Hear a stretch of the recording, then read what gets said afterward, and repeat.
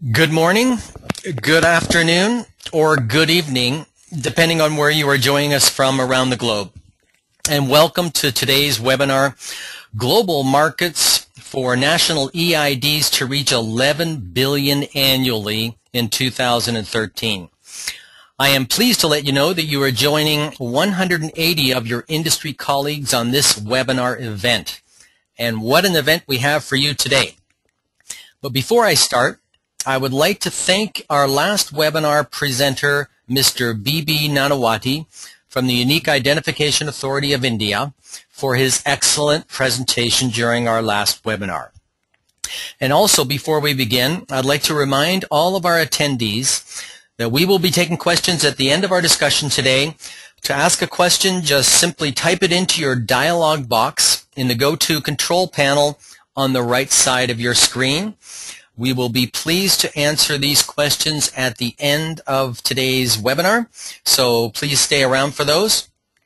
Please also let us know if there are topics you'd like to have us cover in future webinars, and we'd be pleased to look at those as well. Well, presenting today will be Maxine Most. I have known Maxine for about the last 10 years, and she is very well known for providing original, thought-provoking, accurate, and reliable industry analysis. Max is the principal and founder of Acuity Market Intelligence and has more than 20 years experience in international emerging technology market development. Maxine founded Acuity, a strategic research and analysis consultancy, to provide candid, hype-free, insight-exposing bottom-line issues that drive and shape emerging markets. Throughout her career, Max has provided strategic expertise in emerging markets such as biometrics, identity management, e-commerce, interactive services, and 2D and 3D visualization and image processing. She has worked with startups, established technology market leaders, Global 1000s, and a range of organizations in between. I'd now like to hand the webinar over to Maxine.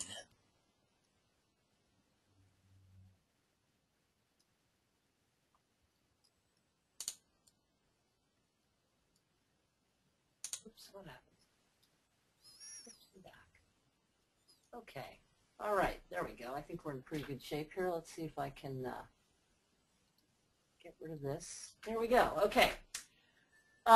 As Peter said, welcome to everyone. I understand we have quite a bit of coverage from multiple continents, and I think that's terrific. This research that I've done has garnered a lot of interest from a lot of different folks, and I'm really pleased to be able to be presenting it to you here today via this webinar. What I'm going to do is really kind of give you a brief overview of some of the data and some of the high-level sort of implications that we've drawn from this data on the global market for national eIDs. Peter gave you the rundown on Acuity. We've been around for a while, primarily focused on biometrics and really expanding out into the eID space as the identification market has grown and expanded as well. So let's get to the meat of what we're going to talk about. I'm going to, as I said, go over some data and some high-level analysis. First, just talk a little bit about why national IDs are special. The categories of national eIDs that we developed, it was really interesting as we got into this research. We had to change our definitions a bit because of the data we found. We'll look at adoption patterns, some revenue, and then filter some of this through the eID constellation, which is a model that Acuity proprietary model developed to provide some insight into how this market, eID markets are evolving, and particularly how the national eID market is evolving. And then close with some sort of strategic thoughts about how the market is evolving over time and what we're likely to see. So I'm sure as many of you know that national IDs are kind of a special type of eID program. I think many of us spend a lot of time looking at e-passports, working in that realm, responding to the demand both for e-passports and e-visas subsequent to 2011 and increased security around the world, and also the increased use of automated border control. And unlike those sort of documents, there are no global drivers around national eIDs, progress really varies from region to region, from country to country. This is based on internal mandates and some international influence, but ultimately each nation, sovereign nation, decides how they're going to handle their own ID and their eID if they're going in that direction. You know, for many countries, the eID, particularly the national eID, is really a catalyst for e-government and trying to find effective ways of introducing cost savings into what have been very human intensive and high cost problems, and also really trying to address some of the issues that come into play when you don't have a clear identity infrastructure in terms of fraud, in terms of distribution of benefits. And again, in many ways this is really structured around how do we do things more efficiently, particularly more cost effectively. There are some regional trends. People do, individual countries tend to look at what's going on around them, and there are often strong regional ties that drive some similarities around programs. There are no real consistent adoption paths. There are different paths different countries take, and again, this depends on where they're located, the phase of development they're in. Advanced countries with advanced infrastructures obviously have a different path than countries where there is no existing infrastructure and they have to build it from scratch. And what happens in that case is we see a lot of leapfrogging. We see countries that are maybe lower on the development scale that have more advanced eID programs because they've sort of skipped some of the comprehensive infrastructure development that we see in the West and developed nations, and really said, in this particular area we're going to do something that's very advanced and very innovative, even though we're lacking infrastructure in other places. So as I said, one of the interesting things about this research was talking about what a national eID was. Initially we had a pretty narrow definition, which was the Category 1 definition, which is that you have a card that's got a chip. We expanded that to optical storage as well, but initially it was a chip-based card, and that's where we were focusing the research. And what happened is we realized as we got into this it was a little more complicated than that, as most things are. So we ended up creating 3 different categories. Category 1 is a program that uses a chip-based card or optical storage on a card. It can have biometrics, it may not have biometrics, but it's an advanced storage-based card medium. Category 2 are programs that are using biometrics to ensure that unique identity is established, and then they're issuing cards, which are what we call not traditional or non-chip-based cards. Now, there's a lot of advanced technology that goes into securing those cards, but the cards themselves are not carrying a chip or an optical storage medium. And then finally, there are countries where we're really looking at biometric registries only, and this is where the biometrics are being used to ensure, again, that you have a unique identity. And those countries then have an opportunity to build a more advanced identity infrastructure. In fact, at the time that we published this report, we counted South Africa as a registry-only country. Now, they've since announced that they're going to go to an eID, and they'll be adopting that over the next few years. But this kind of gives you a lay of the land.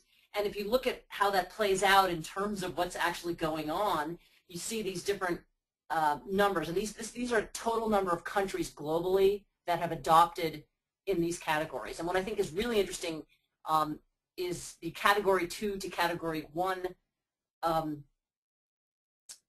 part of this equation. That is those countries that currently have biometrics with traditional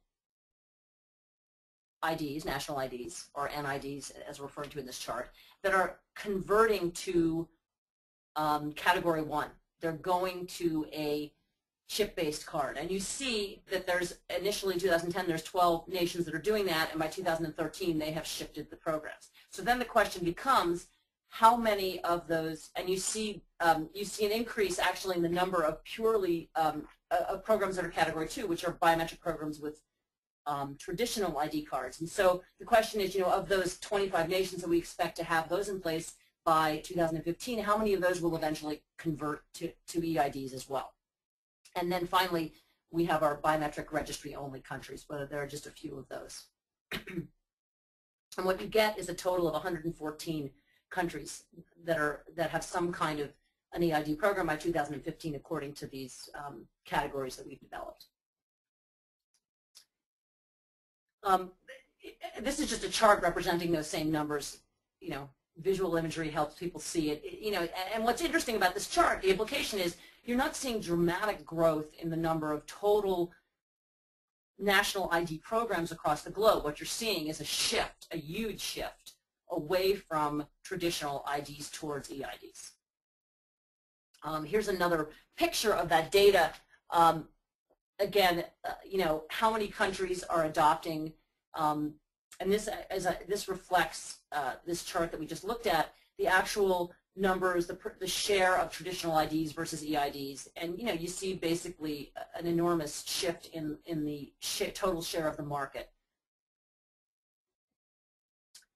Now, this is a graphical representation of the actual volume of these credentials as they're being issued.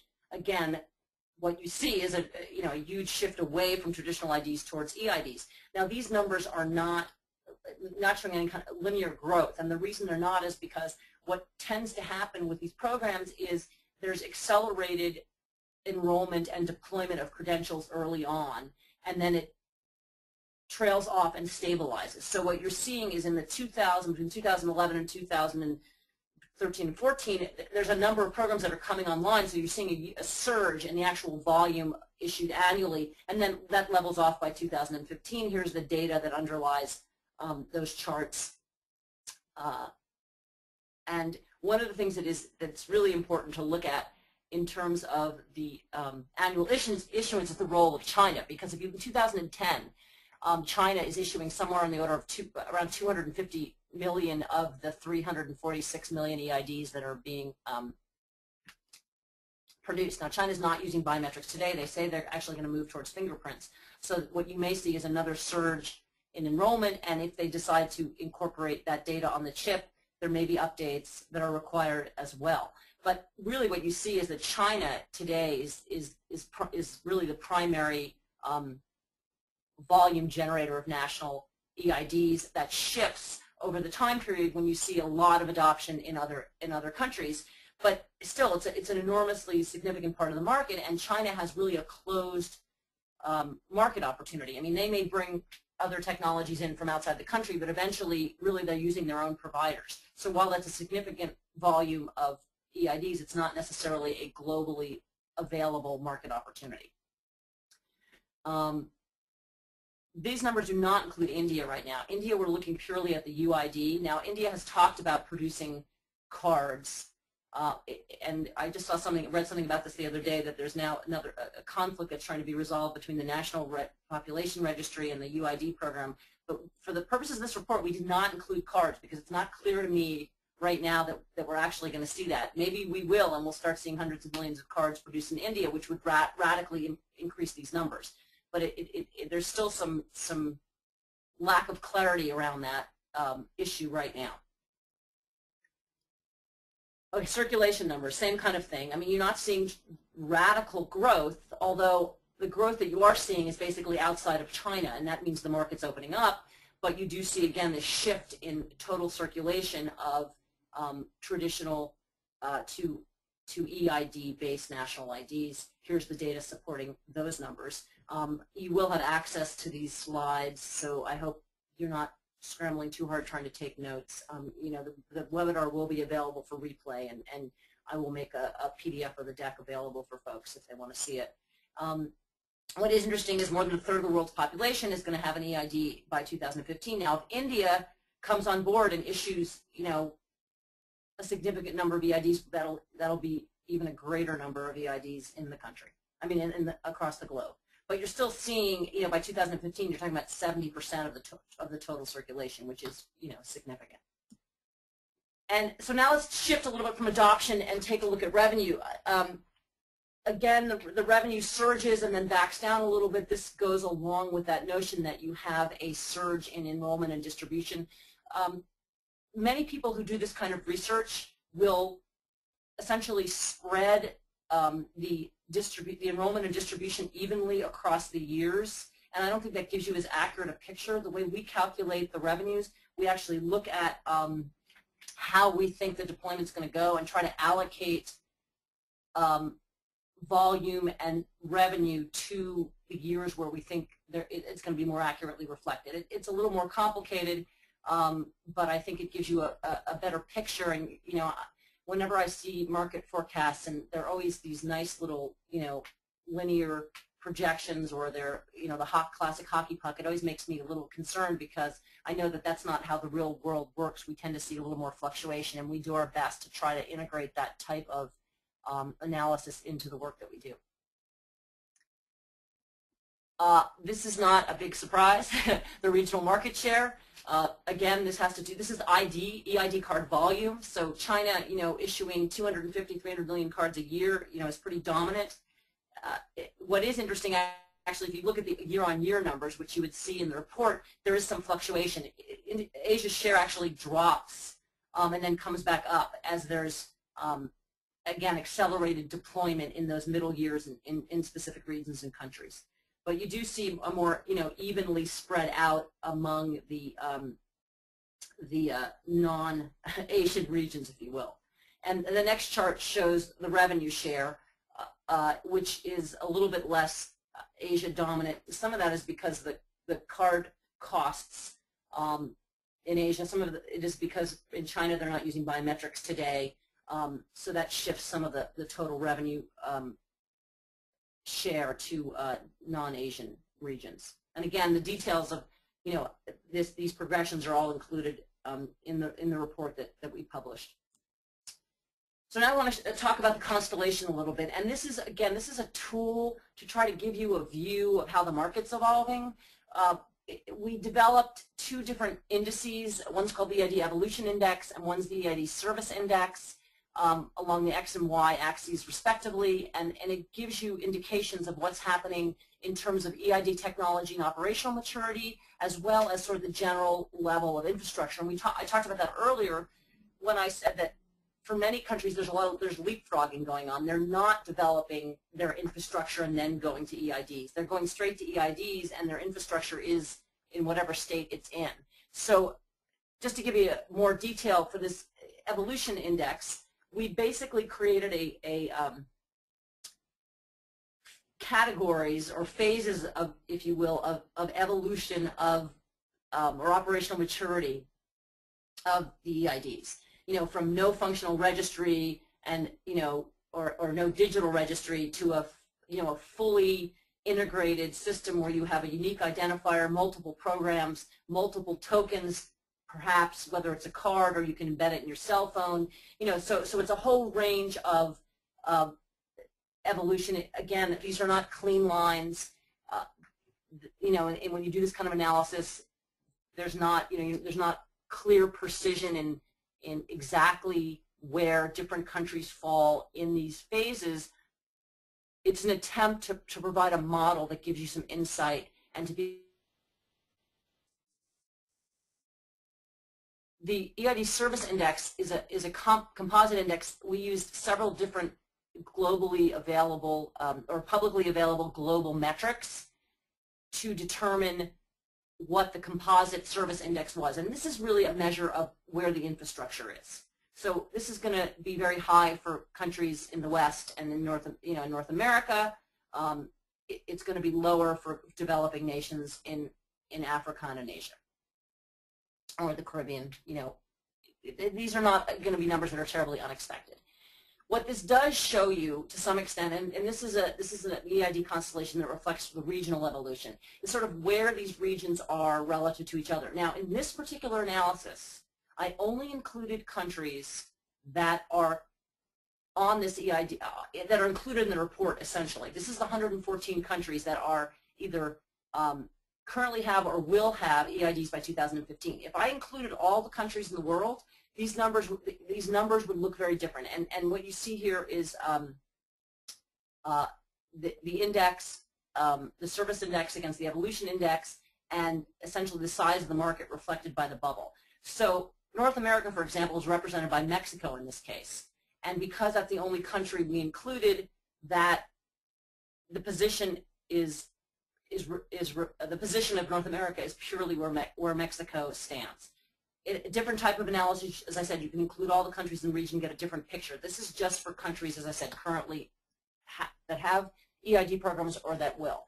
And what you see here is how these countries shift. And what is interesting again is, you know, we're not seeing a huge shift in infrastructure. What we're seeing is a shift in where they are in terms of their eID development. The next slide set shows some countries that were picked out of this group. Again, these are countries that are somewhere on this eID evolution path. And again, it's just a way of visualizing sort of where the progress, what kind of progress different countries are making relative to each other along this path. So it's an interesting tool. There's a lot you can do with it. It just, you know, again, it's a way of just providing some insight into what's happening globally. So what does this mean for market development in the industry? Opportunities and in many cases are driven by, as I said, you know, the kind of things that have direct impact on cost of running governments, costs associated with deploying programs, and particularly we see this in developing nations for fraud prevention around welfare and benefits.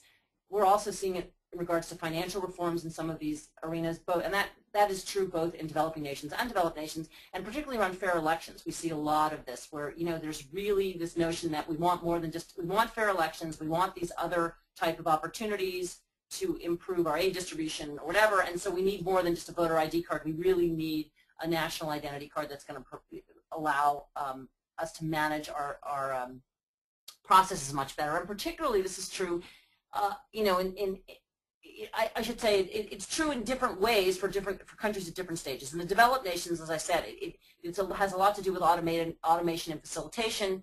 In developing nations, it has to do with they don't have other infrastructure to rely on to accomplish these same tasks. And there are opportunities across the board here, not just in producing cards, obviously, or the components of cards, but in enrollment, in the whole credentialing process, in really integrating these technologies into existing infrastructure if there is. And again, this depends on, you know, where they are along the evolution path, both in terms of the eIDs themselves and the infrastructure. And also, you know, as any kind of credential, there's upgrade cycles. There's there's a certain number of cards that are lost or damaged every year. In some countries, that's up to 20-25% replacement. So this is an ongoing opportunity, and there will be continued to be refinements. There will be continued to be security upgrades. I mean, it's the same thing that we see in any secure document process. There's a lot of interest in really domestic or internal and ultimately regional and perhaps even global leverage of these eIDs in the infrastructure. You know, what services can you build on top of them, civil and commercial? And how are those services manifesting themselves? And there's some countries that have kind of pushed this envelope today. In most cases, there's not a lot of uptake. There's really limited uptake, even when there is a service infrastructure that's based on these credentials. And then, so then the question becomes is, you know, how do you grow those businesses? You know, what are the models and what's really going to work? And I don't think today we have a good sense of what really is going to work. Obstacles, of course. In many cases, these are show programs, or they're sort of unfunded pet projects that someone comes up with. There's been huge issues in certain developing nations where there's so much fraud and corruption they can't really get these programs off the ground. They try over and over again. Money is spent and nothing happens.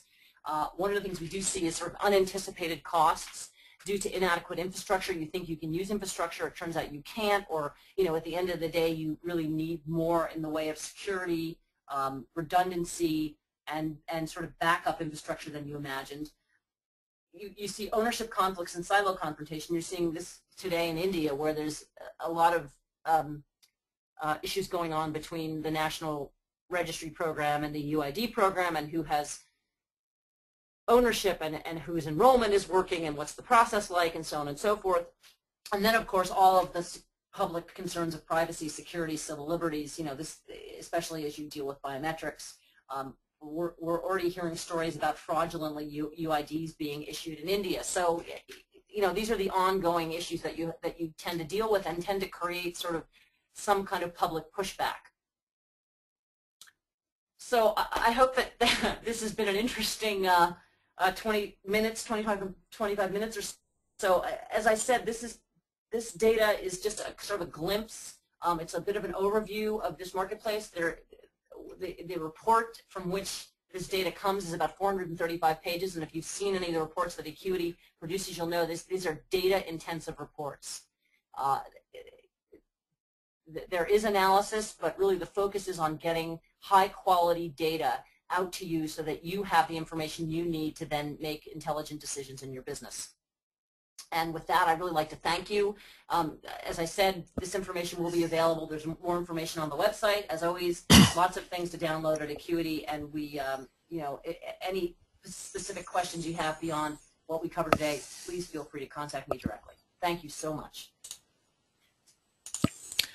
Well, Maxine, thank you very much for the overview. It was a very interesting presentation, and I'd like now just to deal with some of the questions that we've had come in. There have been several questions come in. One of the first ones, and we mentioned this already, the first question, well done, excellent information. Will there be a link? Yes, this will be recorded, and a link will be sent to all the people that are on the list, so you'll be able to receive that. The next question, Max, how did you go about collecting your data? Could you perhaps deal with that one for us? Sure, I'd be happy to. We pride ourselves on being data-driven, and what we do is we rely on government resources for the most part, publicly available information, reports, data.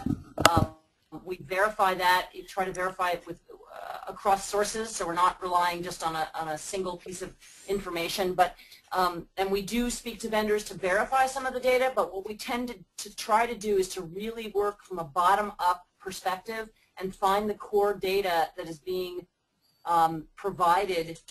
And so obviously some countries provide more than others. Where we can get really good data from specific countries, we use that. And then where we cannot get data, we build models. Now with national IDs, one of the easier things to look at is you know what the population is. These programs are usually clearly identified at what age you start issuing these credentials. So even where we can't get specific details from the government as far as how many credentials are being issued, we build models based on what we know about how these programs work and how they roll out, and what the population is. Great, and here's an interesting question, Max. So is eID going to be the capitalized global driver of biometric adoption? I love this question. Everybody wants to know. I don't think personally, I think it's going to be mobile, but let's hear what you have to say. Yeah, didn't we do a webinar on that, Peter? I think we did. Okay, I do not believe there is any silver bullet for biometrics. I think, and if you look at my projections in the biometrics marketplace, they are linear. There is no certain specific application or use of biometrics that is going to drive the global market per se. I think biometrics is going to be driven in a number of different ways by a number of different types of applications. I think certainly this is one of them. I think this notion of having a unique identifier is becoming more and more critical. You still have holdouts like the United States, Australia. There are big countries that don't really want to even deal with a national ID at all. But I think that eventually we're going to have to, and eventually those are all going to be linked to biometrics. So over the long run, yeah, I think you're going to have close to the, global populations pretty much identified that way. But I think there are so many other ways that biometrics are being used and are going to be used. I hate to say, oh yes, this is, the year of biometrics, or this is the application that's going to make biometrics you sort of make the industry as it will. I don't think it's, I wish it were that simple. I don't think it is. Okay, thanks. We've got a lot of questions coming in here, so I'm just going to roll through a couple more, if I may. What is the percentage of biometrically enabled Category 1 cards? I don't, it's funny, I didn't pull that out. That can be pulled, I don't know the answer right now. The data's in there, it can be pulled out. I haven't done it. It was one bridge too far at the end of the report, but it is a good piece of information. We should pull it out. Okay, here's another one. Do PIV, HSPD12, CIV, etc.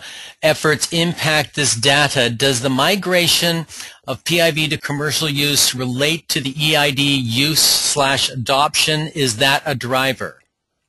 I think it might be, in the United States certainly, but there is such a cultural resistance to the notion of a national ID in the United States, even though we essentially have one in the Social Security number, which is such a bad form of national ID, if you will, because it's so insecure. It was never designed to be an ID system. I don't know whether that's going to happen or not. I think that, we in this industry tend to think a lot about that and focus on it, but I would say most people in the United States have no idea what a PIV is. And so I'm not sure that it can drive any kind of wider acceptance. It may be driving technical standards and teaching us a lot about how to develop the technology, how to enroll people, how to do all of those things. But the huge obstacle in the United States is cultural. It's not technological. Here's a follow-up to one of the earlier questions with regard to the driver, eID going to be the global driver, and that is, if it is a driver, do you have a sense of what type of biometric functionality is going to dominate? Fingerprint, facial, iris, etc.? Well, right now, it certainly is face and secondary fingerprint. However, I think the other thing that you're seeing is in large programs, Mexico is a fairly large program, even though they don't have an eID card, they have a traditional card. They're collecting, finger, face, and iris. Same thing that's happening in India. It'll be interesting to see what happens in China when they try to get, fingerprints from 1 billion people or close to it. How effective that's going to be. But I think you have to look to iris for these larger databases. And the truth is, we don't really know what's going to happen yet because we don't have enough people enrolled in an active program. And I think we're going to really have to see when you have 100 million people or 500 million people enrolled, how are the biometrics working, and is what we have today adequate? Okay, thanks. Here, I'm going to put these next couple of questions into sort of one area, and that has to do with a bit of privacy and adoption. Are there any laws that currently define storage and security of the biometric information? And as an add-on to that from just my side, could that be a potential obstacle for adoption? I think, there are laws in every country. There are certain laws that are, I know, that are EU specific. There are laws within the country. I think that in the EU they have to be aligned. Every country has laws about data protection. Some of those specific to biometrics, some general. But so there's a lot of, it varies from country to country. But the answer is yes. And I think that there are issues about adoption with biometrics, and that has to be managed very carefully. And I think this is one of the things that I've been talking about for a long time in this industry, which is as an industry, we really need to take responsibility for understanding what those issues are and for proposing good solutions that are consistent with not only with the laws that are on the books, because in some cases there aren't very good laws at all, because the laws tend to work behind the technology, but also to understand that it's about, being proponents, good stewards, if you will, of how this technology is used. And I think that's going to help advance the market. If we don't do that, and if we don't think it's our responsibility, and we don't pay attention to these things, then I think, yes, it can absolutely hurt adoption. I mean, the UK ID card is a perfect example. The UK ID card doesn't exist right now because there was so much public outcry about having a national ID and having a national ID with biometrics. So.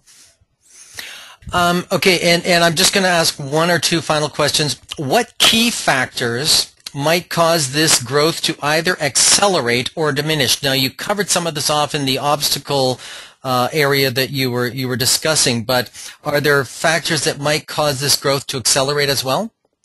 Well, I mean, I think in a way, this is, and it's this sort of gruesome conversation, but I think the level of terrorist activity and where it occurs. I mean, what happens is we live in a world where there's a balance between privacy and security, and in certain, certainly in the United States and in Europe, I think that the balance tends to really weigh on the side of privacy. Not necessarily the case in many regions of the world, but I think when people are afraid and when bad things are happening,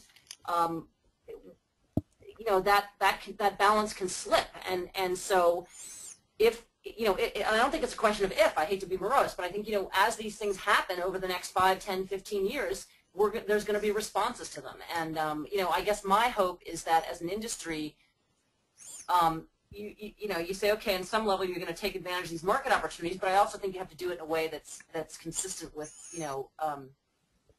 values. That we don't want to become the industry that basically creates Big Brother, and we're looking back at this 10, 20, 30, 50 years from now and saying, what were we a part of?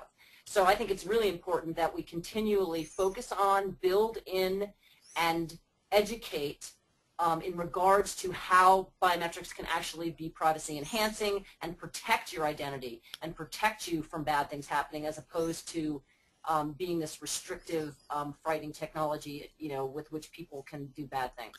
Okay, one final question, and I apologize. We have a number of other questions that have been asked, but we're going to deal with one final question. Do you see match-on-card fingerprint technology becoming more common in the light of the way it deals with privacy issues and already substantial adoption?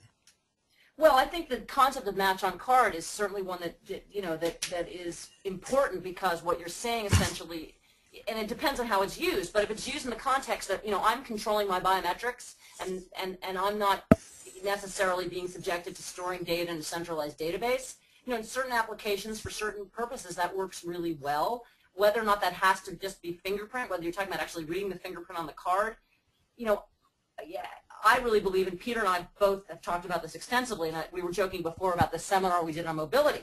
I mean, I really think the notion of a card is sort of a temporary and fleeting one. And I really believe a lot of this stuff's going to end up in our mobile phones, and I've taken a lot of slack for saying this, particularly when I implied that it might even happen with our passports. But I think you have to think beyond the form factor. And this is part of what I was talking about with this evolution of the phases of development of eIDs. Some countries are doing this now, where eIDs are essentially a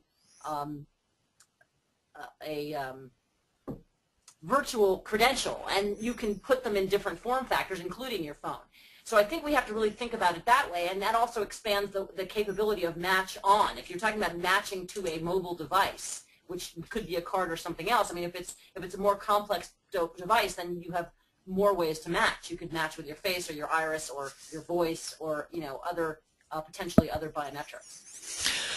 Well, thank you very much, Max, for the excellent presentation. By the number of questions that we've had come in, you've obviously hit on a topic that is of high interest for our industry. Thank you very much for running through this information for us, and thank you all for attending from around the globe. Look forward to presenting our next webinar with you shortly. This will now end our presentation today. Have a great day. Thank you very much. Goodbye.